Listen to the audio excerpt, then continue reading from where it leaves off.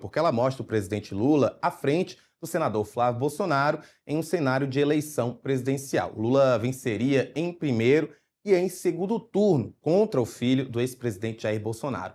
Por conta disso, integrantes da pré-campanha do presidente estão comemorando o resultado, mas aliados de Lula avaliam que, apesar da queda registrada pelo Flávio, a aprovação de Lula e de seu governo ainda não apresentou um crescimento significativo. Milena Teixeira está com a gente para nos dar mais informações. Milena, dia de comemorar, mas dia de ficar ligado também, é isso? É sim, viu, Rafael? Boa tarde à nossa audiência.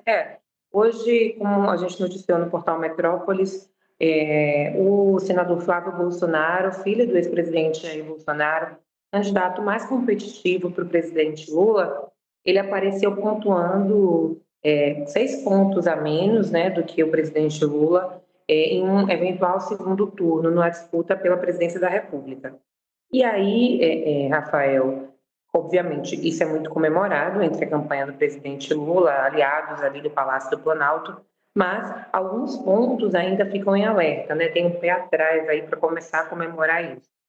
O que é um dos pontos, né? Embora a Flávio Bolsonaro tenha caído, eles viram ali, eu conversei com alguns integrantes da pré-campanha, eles não viram os números da aprovação do presidente Lula subir tanto assim, e a rejeição continua muito grande, né?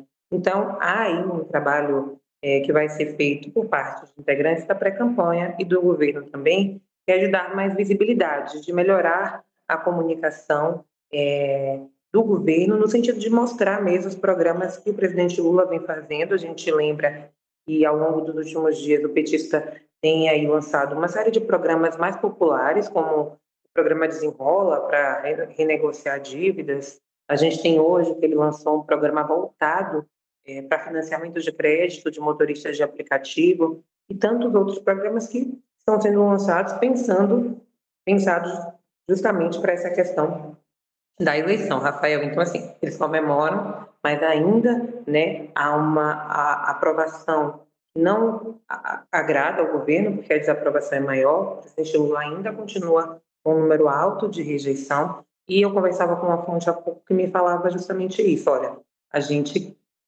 tem que sair ali da nota 4, né, tem que sair dessa nota para ficar melhor, para ficar mais estável no governo, embora o Flávio Bolsonaro tenha caído, né, tenha mostrado aí queda após o episódio ali dos áudios para Daniel Borcaro. Até porque, Rafael, integrantes do PL, até dirigentes de partido do Centrão que eu conversei, avaliam que esse resultado da pesquisa de Flávio é um resultado do calor do momento e que isso pode mudar conforme o tempo, né? Agora acabou de sair os áudios, está super quente, né? Segundo uma liderança do PL que eu falei, mas essa situação pode mudar e até outubro muita coisa pode acontecer, muita coisa pode vir à tona. Rafael. Milena, a popularidade do governo Lula, ela não tem relação com o que Flávio Bolsonaro deixa ou não de fazer, mas ao mesmo tempo há uma percepção de que o governo não tem explorado tanto essa história dos áudios. Dessas fontes que você conversa, há alguma intenção de mudar essa estratégia ou o governo vai continuar ainda deixando as coisas acontecerem, deixando que a própria campanha de Flávio se resolva com esses problemas e focar de fato aí nessa tentativa de mostrar que o governo tem trabalhado, mostrar os projetos, mostrar os programas que possam ajudar na popularidade, na aceitação do governo Lula? Bom, Rafael, são 2 pontos aí que a gente tem, né? Por um lado, os aliados do presidente Lula no Palácio do Planalto orientam ali que o presidente, pelo menos na semana passada, a primeira orientação era que ele não falasse tanto, que ele não fosse bater, né? Que é o termo que eles usam no Flávio Bolsonaro nesse momento. Até porque, tipo, para não ter nenhum tipo, né, caso investigação e tal, de uso ali da associação de uso da Polícia Federal, uso da força contra o senador Flávio Bolsonaro. E o que o governo e a pré-campanha estão dizendo, né? Olha, o governo, a gente não vai precisar falar nada, porque o que o Flávio Bolsonaro está fazendo e o que pode acontecer a partir daí já vai falar muito, né? Embora o presidente Lula tenha dado algumas alfinetadas, ele falou a uma jornalista na Bahia, quando foi questionado, né, que ele não ia comentar isso, que isso não era assunto de governo, mas em outra agenda em São Paulo ele disse que o hospital não tinha sido construído com dinheiro do Daniel Lorcaro, então ele deu ali uma alfinetada.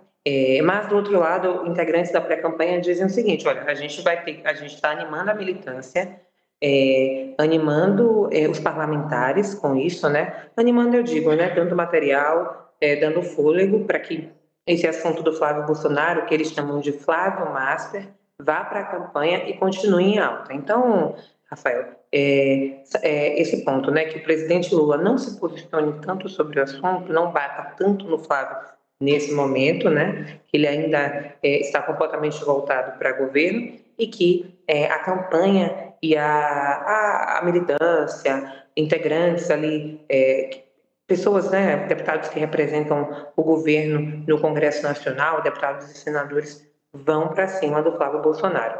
Agora, essa questão, por exemplo, né, será que vai inserir esses áudios do Flávio em inserções partidárias, por exemplo?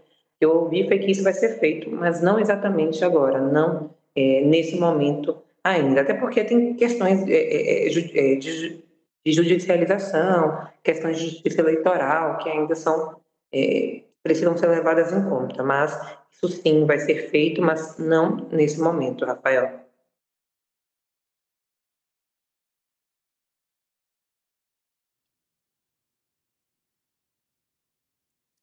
E olha